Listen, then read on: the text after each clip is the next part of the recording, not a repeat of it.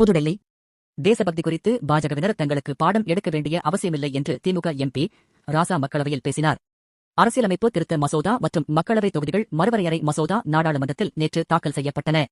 இந்த மசோதாக்கள் மீதான விவாதம் மக்களவை மற்றும் மாநிலங்களவையில் நேற்று நடைபெற்றது.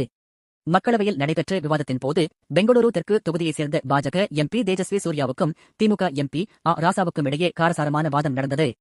மக்களவை தொகுதிகள் மறுவரையறையானது முந்தைய அரசுகளால் தாமதப்படுத்தப்பட்டது.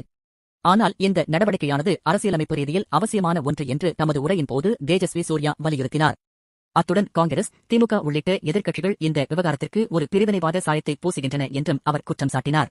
காஷ்மீர் முதல் கன்னியாகுமரி வரை தேசத்தின் இறையாண்மை, ஒருமைப்பாடு மற்றும் ஒற்றுமையை பேணி பாதுகாப்பதை பாஜக தலையாய கடமையாக கொண்டுள்ளது.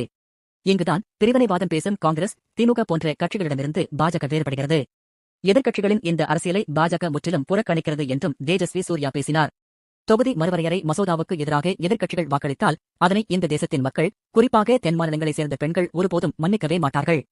வரலாற்று முக்கியத்துவம் வாய்ந்த இந்த மசோதாவுக்கு எதிராக செயல்படுவோரை வரலாறும் மன்னிக்காது என்று எச்சரிக்கை விடுத்து தேஜஸ்வி சூர்யா தமது உரையை நிறைவு செய்தார்.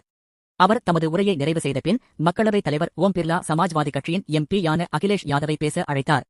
அப்போது குறுக்கிட்ட திமுக எம்பி ராசா, பாஜக எம்பி தேஜஸ்வி சூர்யாவின் குற்றச்சாட்டுகளுக்குதான் பதிலளிக்க விரும்புவதாக வேண்டுகோள் விடுத்தார். அவரது கோரிக்கையை சபாநாயகர் ஏற்றதையடுத்து ராசா அவையில் உரையாற்றினார். அப்போது அவர் திமுக பிரிவினைவாதம் பேசுவதாக பாஜக எம்பி தேஜஸ்வி சூர்யா அவையில் குற்றச்சாட்டியுள்ளார்.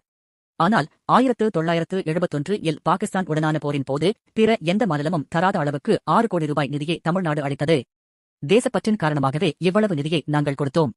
அதேபோன்று 1999 கார்கில் போரின் போது கலைஞர் கருணாநிதி தலைமையிலான தமிழக அரசு 100 கோடி ரூபாய் நிதியை அளித்தது என்று ராசா சுட்டிக்காட்டினார். எனவே பாஜக எம்பி எங்களுக்கு தேசபக்தி குறித்து பாடம் எடுக்க வேண்டாம். எங்களுக்கு தேசப்பற்று நிறைய உள்ளது.